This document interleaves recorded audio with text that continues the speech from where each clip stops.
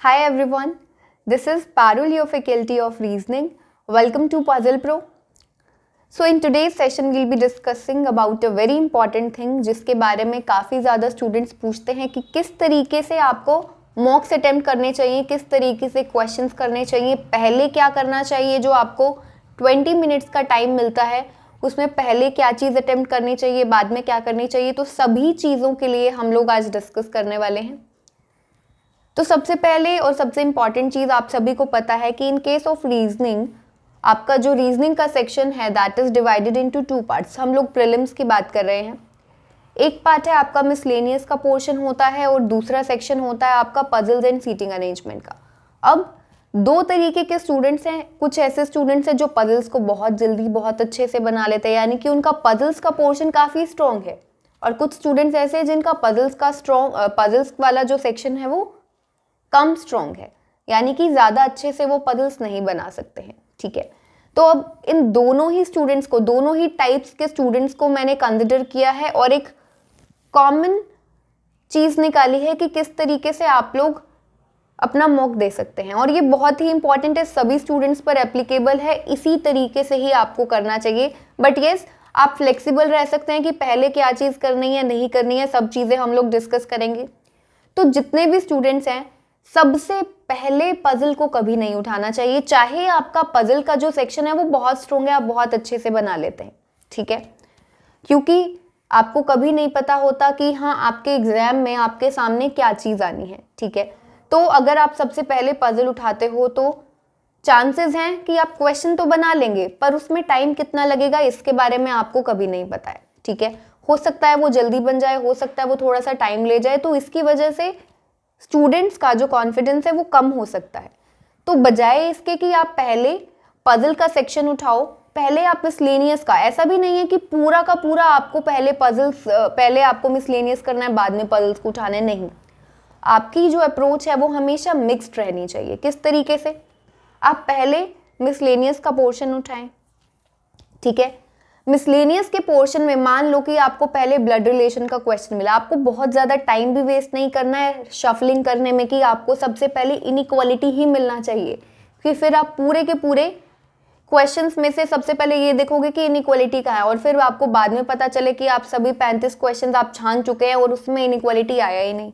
ठीक है, ऐसा नहीं करना है, आपको स्मार्टली देखना है। आपके सामने पहला क्वेश्चन पजल का आया तो आप फर्स्ट के बाद आप सीधा फिफ्थ पर, जो आपके राइट हैंड साइड पर क्वेश्चन पैलेट होता है, वहां से शफल कीजिए। पहले के बाद में आप 5वें क्वेश्चन पर देखिए कि वो भी पजल था। फर्स्ट पजल के अगर 5 क्वेश्चन थे तो उसके बाद 6th पर जाइए। मान लीजिए आपको डिस्टेंस एंड डायरेक्शन का क्वेश्चन मिल गया। ठीक है, तो आप पहले उसे अटेम्प्ट करें, क्योंकि रीजनिंग के सेक्शन में जो भी आपका मिसलेनियस का पोर्शन है, आई डोंट थिंक कि कोई भी स्टूडेंट ऐसा होगा जो ये कहे कि मिसलेनियस पोर्शन वीक है, क्योंकि सबसे ज़्यादा आसानी रीजनिंग में वही है। मैं ये नहीं मानती कि किसी को मिसलेनियस पोर्शन नहीं आता है। ठीक है, तो आई एम कंसीडरिंग कि रीजनिंग का जो मिसलेनियस पोर्शन है वो सभी स्टूडेंट्स को आता है। ठीक है, तो मिसलेनियस पोर्शन में आपको जो भी सबसे पहले मिलता है आप उसे अटेम्प्ट करें। क्या होता है, राइट हैंड साइड पर पैलेट होता है। मान लो आपके पेपर में 3 नंबर का सिलॉग्स आया और वो आपको पहले मिल गया। ठीक है, तो सिलॉग्स के 3 क्वेश्चन, एक क्वेश्चन को करने में कितना टाइम लगाओगे? 4 सेकंड लगाओगे, इससे ज़्यादा तो नहीं लगता। 4 सेकंड, 5 सेकंड, हद से हद 6 सेकंड भी आप लगा सकते हैं। ठीक है, तो क्या होगा, 15 सेकंड में या फिर 12 सेकंड में जो जितना भी टाइम लगेगा आपके 3 या 4 क्वेश्चन बन जाएंगे। यही अगर आप पजल उठाते पहले, आपका हो सकता है 3 मिनट लगता, 2.5 मिनट लगता, 3.5 मिनट लगता, उसके बाद जाके आपके 5 क्वेश्चंस होते।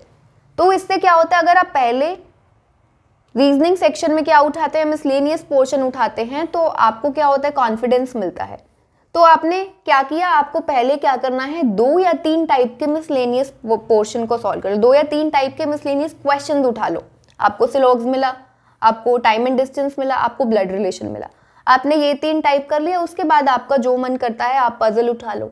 ठीक है, उसके बाद में देखो, जब आप पेपर दे रहे होगे, पेपर आपके सामने होगा, तो आप बेहतरी से देख पाएंगे कि हाँ आपको किस तरीके से फ्लेक्सिबल रहना है। अगर आपकी एक पजल बन गई, ठीक है, उसके जस्ट बाद आपको कोई मिसलेनियस मिल गया तो आप उसे करो। अगर एक पजल के बाद आपको दूसरी पजल मिल गई तो फिर आपको टाइम वेस्ट नहीं करना है। ये सिर्फ और सिर्फ स्टार्टिंग की चीज़ है, ठीक है।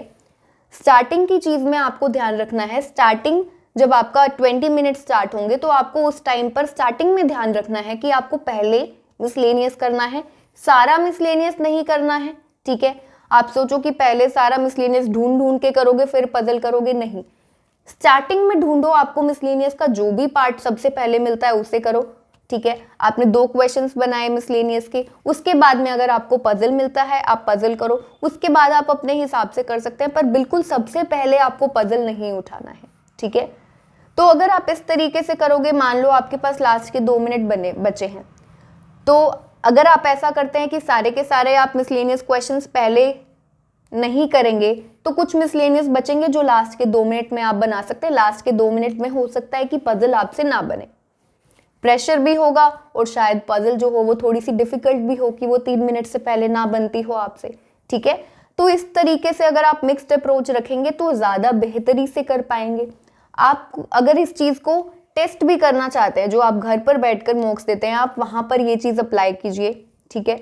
आपको पता चलेगा जब आप मिक्स्ड अप्रोच रखते हैं तो आप ज़्यादा स्कोर कर पाते हैं कंपेयर टू अगर आप पहले सिर्फ मिसलेनियस करते हैं या फिर सबसे पहले अगर आप सारे के सारे पजल्स के क्वेश्चंस उठाते हैं, ठीक है।